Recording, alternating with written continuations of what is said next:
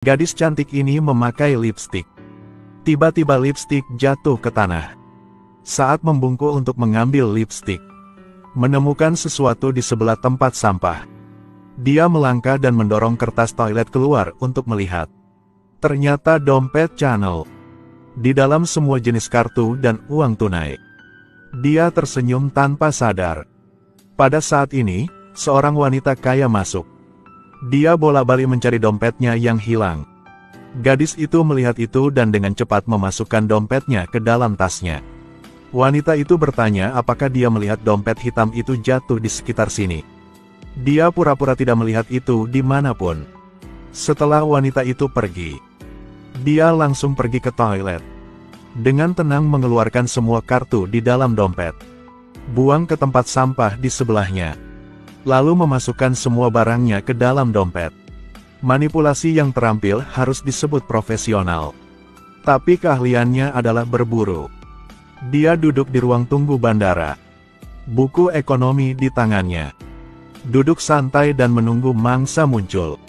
Tetapi orang pertama yang meminjam kursi adalah seorang paman. Dia mengangkat kepalanya untuk mengamati sejenak. Mengatakan sudah ada yang duduk di sini. Bukan karena paman ini tua, tapi karena dia tidak terlihat seperti orang kaya. Tak lama kemudian seorang pria datang.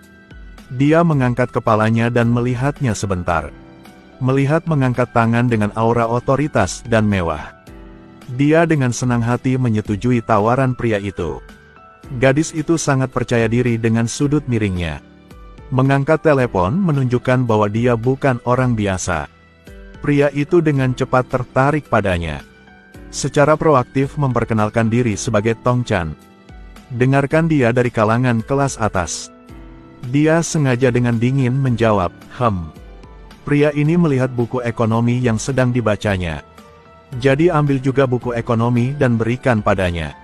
Sehingga dia dapat mengambil kesempatan untuk bertemu waktu berikutnya. Tapi dia tidak menerima. Berkata dia tidak kekurangan uang, dia akan membelinya sendiri jika diperlukan. Pria itu tiba-tiba merasa sedikit kalah. Tanyakan padanya siapa namanya. Dia dengan singkat mengatakan Tipayang. Kemudian menggunakan alasan untuk pergi ke kamar mandi untuk mencari namanya. Jadi pihak lain adalah satu-satunya putra seorang Taipan Real Estate. Sedang mempersiapkan untuk kembali ke rumah untuk mengambil alih bisnis. Aura ini, cara berbicara ini, membuatnya percaya bahwa dia adalah orang kaya. Pada saat yang sama, pria ini juga mengambil telepon untuk memeriksa pendaftaran rumah tangga. Tahu bahwa gadis itu adalah satu-satunya anak perempuan dari perusahaan buah. Seorang gadis yang sangat berkualitas tiba-tiba mengakar di hatinya. Sambil makan, dia mengambil teleponnya. Mengejutkannya, ini adalah barangnya yang paling berharga. Tanpa menunggu dia sadar kembali, ponselnya dibuka olehnya. Sungguh cepat. Hubungi nomor dia sendiri. Begitu saja mendapatkan nomor telepon gadis itu. Saat bersiap-siap untuk naik ke pesawat, gadis itu tiba-tiba menerima panggilan telepon. Ternyata dia benar-benar putri seorang Taipan buah. Tapi dia anak yatim angkat. Secara nominal putrinya. Sebenarnya dia hanya diadopsi sebagai teman putri pemiliknya. Setara dengan pangkat pembantu rumah tangga. Dia bersumpah dia akan memanjat tinggi dan berubah menjadi burung phoenix.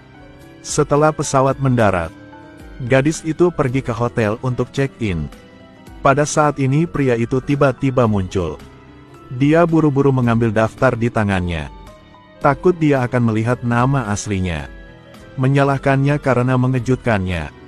Untungnya, dia tidak menemukan sesuatu yang tidak beres. Dia bahkan mengundangnya untuk makan malam. Kembali ke hotel untuk berganti pakaian yang harus sangat hemat agar mampu membelinya. Riasan teliti untuk sementara waktu. Membawa dompet branded memang membuat dia menjadi lebih mewah. Kemudian dia pergi ke restoran. Dia membuat janji dengan pria itu. Gadis yang berpura-pura menjadi dewi keluarga kaya. Pria yang berpura-pura menjadi orang kaya.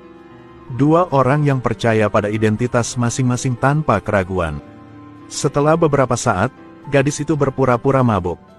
Ingin mendedikasikan diri dia untuk orang kaya ini. Jadi bawa dia ke kamarnya. Lalu dua orang mulai ABC eksis. Saya pikir semua orang benci melihat adegan hambar seperti itu. Jadi kita lewati bagian ini. Pagi keesokan harinya, hanya Tom yang tersisa di kamar. Staf rumah tangga tiba-tiba masuk untuk membersihkan. Ternyata gadis itu check out lebih awal. Sejak usia muda, dia bekerja di keluarga kaya. Dia tahu lebih baik dari siapapun bagaimana membangkitkan minat orang kaya. Mempertahankan rasa misteri adalah metode terbaik. Benar saja, setelah Tom tidak melihat gadis itu lagi, segera bergegas ke aula besar untuk menemukannya. Sekarang dia sudah pergi. Kembali ke Bangkok, gadis itu membuka telepon. Telepon menunjukkan banyak panggilan tidak terjawab. Semua panggilan yang dibuat Tom. Dia mengerti bahwa metodenya berhasil. Tetapi dia tidak tahu bahwa pihak lain juga palsu. Hanya seorang pekerja dari keluarga kaya seperti dia. Jara pulang berpikir bahwa Tom akan meneleponnya. Hasilnya adalah tidak ada. Hari itu Tom pergi menemui Tong yang asli. Karena merasa tidak nyaman, Tom memutuskan keluar untuk menghirup udara segar. Ketika keluar, dia melihat seorang gadis terjebak sepatu hak tinggi. Dia duduk untuk membantu. Gadis itu melihat pria tampan di depan matanya. Terpesona sesaat. Baru setelah sahabatnya memanggilnya, dia mendapatkan kembali kesadarannya. Tipayang, bisakah aku masuk? Pria itu mendengar orang lain memanggilnya Tipayang. Dia tiba-tiba menyadari ada sesuatu yang salah. Dia adalah Tipayang, jadi siapa orang yang dia temui tempo hari? Putri keluarga kaya bertemu dengan tuan muda.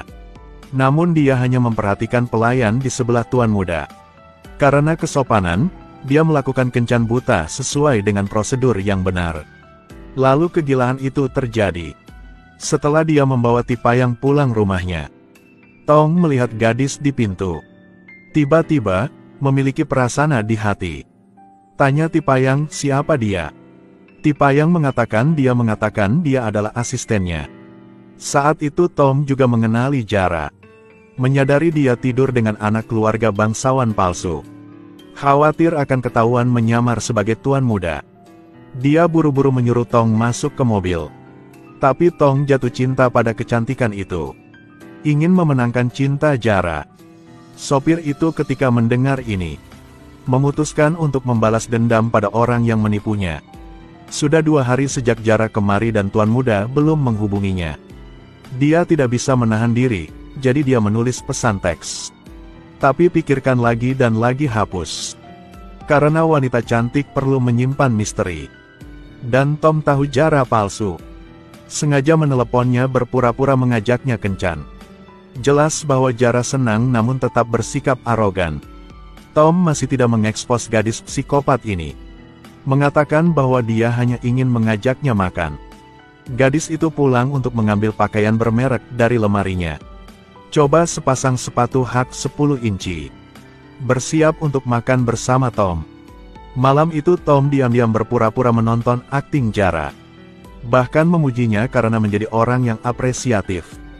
Pilih anggur yang pahit sekaligus manis di mulut. Jara berpura-pura bahwa dia sangat berpengetahuan. Mengatakan dia sangat terampil. Tom mendukung, orang pintar sepertimu memiliki kedudukan yang tinggi. Tidak ada yang bisa membodohimu. Tentu saja. Ketika dia terus terang ingin mengekspos Jara. Pada saat itulah pelayan memberinya tagihan untuk pembayaran. Hasilnya setelah melihat jumlah yang harus dibayar. 1 kali makan ini berharga 70 juta. Jadi mulai berakting. Pertama-tama, sangat anggun untuk mengeluarkan kartu dan menggeseknya. Tapi setelah menyentuh untuk sementara waktu, tiba-tiba dia diam. Bisakah kamu membayar dulu? Tidak masalah.